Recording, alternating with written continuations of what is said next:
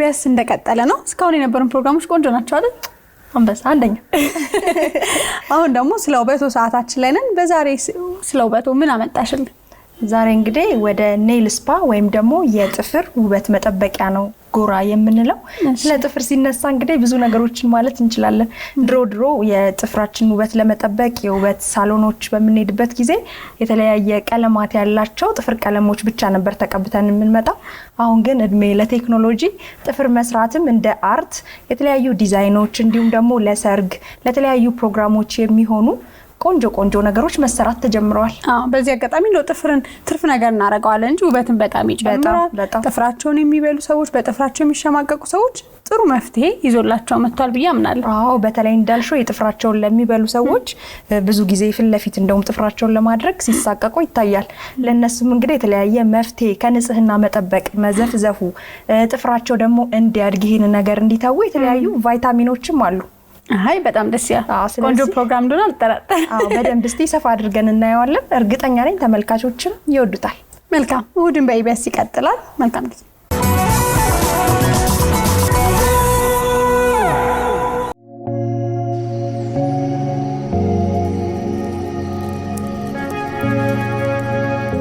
ሰላም እንዴት ዋላችሁ? ሰላም እንዴት ነሽ? ቃል ሰላም ስላየሁሽ ደስ ብሎኛል። እኔም በጣም ደስ ብሎኛል። እንዴት ነሽ? ደህና ነኝ። እባክሽ አረፍ። እሺ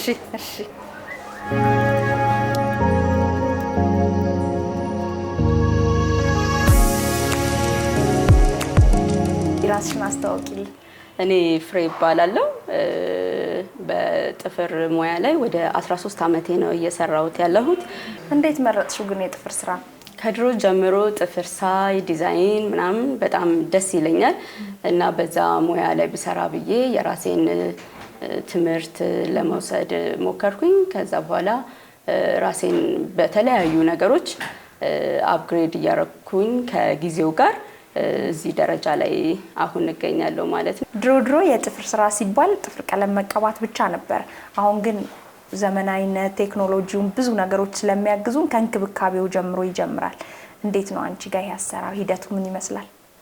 ጥፍር ስራ ያው ሁላችንም ውበት እንደ ተመልካቹ ነው አይደለ? አሁን በርግጥ ጥፍር ማለት ውበቱ ጥፍር አስረዝሞ የተለያዩ ዲዛይኖችን ሲታይ ነው ሰው በጣም የሚወደው።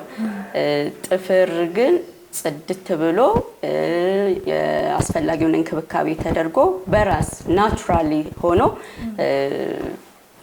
ማግኘት ይቻላል። የራሱን ውበት ማግኘት ይቻላል። ሌላ ደግሞ በተጨማሪ ከጊዜው ጋር ጊዜው በዘመነ ቁጥር የተለያዩ ነገሮችን ጊዜው ያመጣቸውን ነገሮች ተጠቅመው ከጊዜው ጋር አሁን በጣም ብዙ አይነት ስራዎች መጥተዋልና ከሱ ጋር በጣም ትልቅ ደረጃ ላይ የደረሰ ሁኔታ ላይ ነው ያለው። እንዴት ነው እንክብካቤው ላይ ፎከስ ታደርጋላችሁ? አሁን ብዙ ሂደቶች አሉ። ከመዘፍዘፍ ተረከዝ ለሚደርቅበት ሰው ለሚሰነጣጠቅ ብዙ ትሪትመንቶች ይሰጣሉ። አንቺ ጋር አለ ይሄ ነገር? አዎ ጥፍር በሁለት አይነት መንገድ ይበላሻል። ምንድነው? አንደኛው ተፈጥሯዊ በሆነ መንገድ ይበላሻል። ሁለተኛው ሰው ሰራሽ በሆነ መንገድ ይበላሻል። የመጀመሪያው ምንድነው? ተፈጥሯዊ የሆነ ነገር ብለን ስናስብ ከውስጥ ችግር የውስጥ ችግራችን በተለያየ በሽታ የኢንፌክሽን በዛ መንገድ ላይ ፈንገስ የውስጣችን ወደ ውጫችን ይወጣና ይታያል፣ ይበላሻል ጥፍር። የአየር ንብረት በቂ የአየር ንብረት ደረቃማ የአየር ንብረት ሁኔታ ውስጥ ስንሆን በቂ የውስጣችን ያለ ውሃ አለ አይደለ? ያኛው ውሃ ወደ ውጭ ወጣውን ውሃ በላብ መልክ ያው ሙቀታማ አካባቢ ስንሆን ላብ ይወጣናል። ያ ላባችን በበቂ ሁኔታ ላይ ወደ ውስጥ እንዲገባ ውሃ መጠጣት አለብን እና በበቂ ሁኔታ ውሃ ካልጠጣን ዲሃይድሬሽን ራሱ ጥፍርን ድራይ ሊያደርግ ይችላል ወይ ደረቅ ሊያደርግ ይችላል። በሰው ሰራሽ የምንላቸው ምንድነው? ሰው ሰራሽ ከኬሚካሎች ስናጸዳ ቤቱ ስናጸዳ የምንጠቀማቸው የንጽህና መጠበቂያ እንደ በረኪና ላርጎ የመሳሰሉት ነገሮች ጓንት ወይም ግላፍ ባለማረጋችን በሱ ኬሚካሉ የሚፈጥረው ጥፍራችን ላይ የሆነ የራሱ የሆነ ችግር ይኖራል። እሱም ሰው ሰራሽ በሆነ መንገድ እንትን ይላል ማለት ነው፣ ጉዳት ያመጣል። ዛሬ እኔ ሞር ጥፍሬ ትሪት እንዲደረግልኝ ነው የመጣሁት። በዛውም እንግዲህ የሚያምርና ቆንጆ ነገር ካለ ደግሞ አንቺ ታድርጊልኛለሽ ብዬ አስባለሁ። ጥፍሬን አይተሽ እንደ ባለሙያ። እሺ፣ በደስታ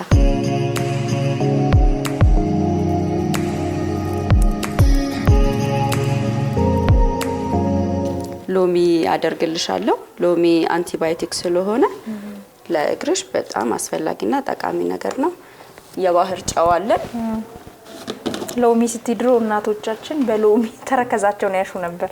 አዎ ማለት በቀላሉ የምናገኘው ግን ብዙ ሰው የማያስተውለው ነገር ነው። ሎሚ ለብዙ ነገር ጠቃሚ ነገር ነው። ይሄ የባህር ጨው ነው። ፈንገስን በመከላከሉ ረገድ በደንብ ጠቃሚ ነው።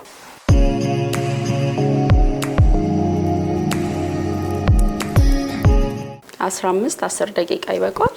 እንደዛ ስለሆነ አሁን መጀመር እንችላለን።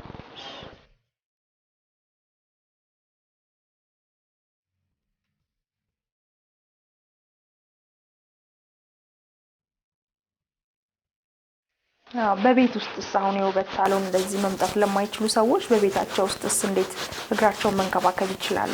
በተመሳሳይ ነው። ለብ ያለ ውሃ ያደርጋሉ፣ ሎሚ ያደርጋሉ። እዚህ የምናደርገውን ነገር እንደዛ አድርገው ለስላሳ በሆነ ብሩሽ እንደ ተረከዙ አይነት።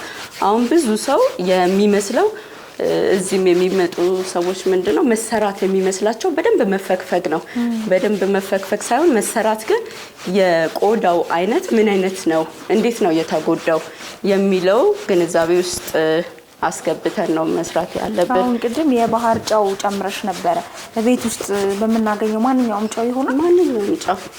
ማንኛውም ጨው ይሆናል። ባህር ዛፍም የባህር ዛፍ ውሃም የባህር ዛፍ ኦይልም ጠብ ብናደርግበት የደም ዝውውራችንን በደንብ ያስተካክልልናል። ለጉንፋን የምንጠቀምበት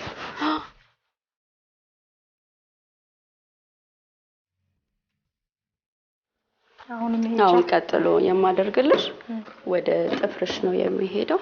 ጥፍርሽ የመነቸከ ጥፍር በሎሚ አረግና አሸልሻለሁ። ሎሚ በጨው የመነቸከን ነገር በጣም የማንሳት ኃይል ይኖረዋል።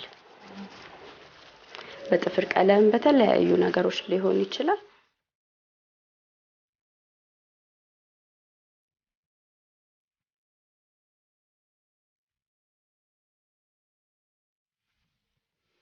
አሁን ለምሳሌ ኮርን ምናምን የሚባል ነገር ያለባቸው ሰዎች ጥፍራቸውን ለመሰራት ሲመጡ እናንተ ጋር እንዴት ነው የምታስተናግዷቸው? ኮርን በተለያየ መንገድ ኢንግሮኔል ይፈጠራል። እሱ ማለት ምንድነው? ክብደት በመጨመር ጠባብ ጫማ በማድረግ በሴቶች ብቻ ሳይሆን በወንዶችም ይፈጠራልና ብዙ ወንዶች ከስተመሮቻችንም ይሄን ነገር ለመፍታት ይመጣሉ። እሱ ማለት ምንድነው? ጥፍራችን ያድጋል እና ወደ ውስጥ ማደግ ባለበት መስመር ሳይሆን ወደ ውስጥ መስመሩን ቀይሮ ወደ ሌላ ቦታ የሚያድግ ነገር ነው ኮርንኔል ማለት። ትሪትመንት አለው? ትሪትመንት ይደረጋል? ትሪትመንት እዚህ በየወሩ እየመጡ ነው የምንቆርጥላቸው ሲያድግ። በተረፈ ክብደታቸውን መቀነስና ጠባብ ጫማ አለማድረግ ነው።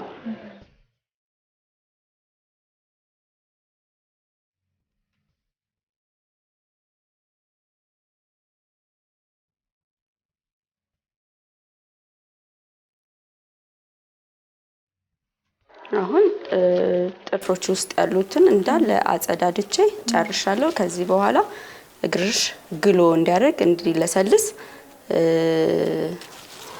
ጥሩ እንዲሆንልሽ ትሪትመንት አደርግልሻለሁ። የቡና ትሪትመንት አለ። እሱን ለ15 ደቂቃ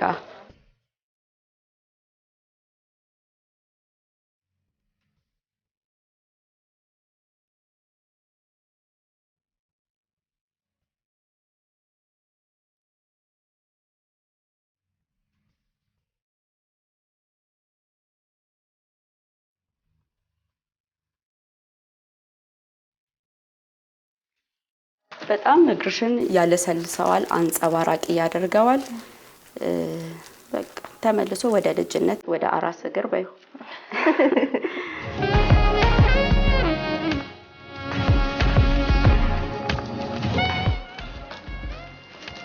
ፌስታል ግን በተለምዶ ይደረጋል። ለምንድን ነው? የስቲም ነገር ሙቀት እንዲፈጥር ልክ እንደዚህ አድርገን ለ15 ደቂቃ እሽግ አድርገን እናስቀምጠዋለን።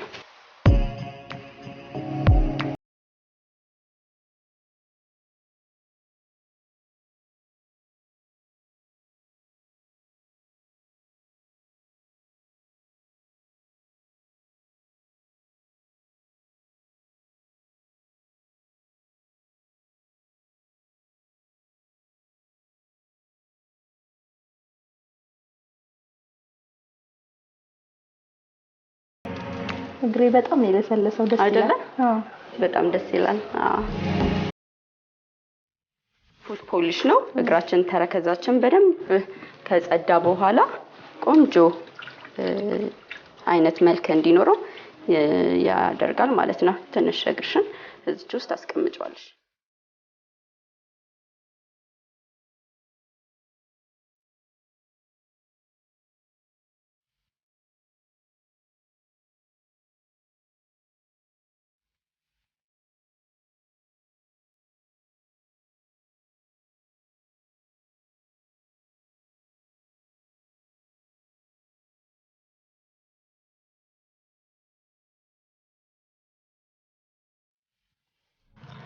ቅድም እዛ ጋር ያደረኩልሽ ሎሚ ለእግርሽ ያልኩሽ በተመሳሳይ ለእጅሽ ማድረግ ነው። እንዲህ ፕሮግራም ሲኖር አክሪሊክ ጄል ሚሞላ ምናምን ነገር እንሰራለን የግድ ሲሆን፣ ግን ብዙ ጊዜ ቆንጆ ጥፍር ካለ እንዳንቺ አናበረታታም። በራሳቸው ጥፍር እንዲዋቡ ነው የምንመክረው። ለዛሬ ትሪት አድርጌልሻለሁ በቫይታሚን ኢ። ለሌላ ቀን ግን ባንቺው ጥፍር በደንብ አድርገን ከለጠፈን በኋላ ቀስ እያለ በደንብ ጥብቅ አድርጎ ይዞት አርቲፊሻሉ ጥፍር ካደገ በኋላ ትሪት እያደረኩልሽ ባንቺ ጥፍር ሺላክ ቀባልሻለሁ ማለት ነው። እሺ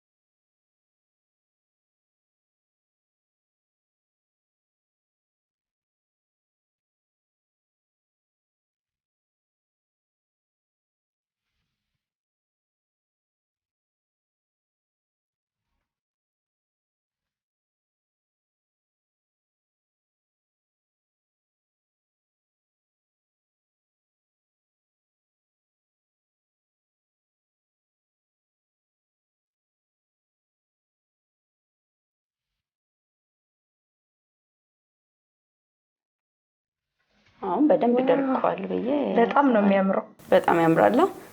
እንዴ አልጠበቅሽም ነበር? አልጠበቅኩም። ለምን ብዙ ጊዜ እኔ ረጃጅም አርቲፊሻል ጥፍር ስለማደርግ በተፈጥሮ በራሴ ጥፍር እንደዚህ ያምራል ብዬ አላሰብኩም ነበር። በጣም ያምራል። በጣም ነው የወደድኩት። በጣም አመሰግናለሁ ፍርዬ። እኔም ስለመጣሽ በጣም አመሰግናለሁ። በዛሬው በስለ ውበቶ ፕሮግራማችን በጥፍር ውበት መስጫ ተገኝተን በተፈጥሯዊ መልኩ እንዴት የራሳችንን ጥፍር ማሳመር እንደምንችል ያየንበት ፕሮግራማችን ይህንን ይመስል ነበር። ሌሎች የእሁድን በኢቢኤስ ፕሮግራሞች ይቀጥላሉ። አብራችሁን ቆዩ።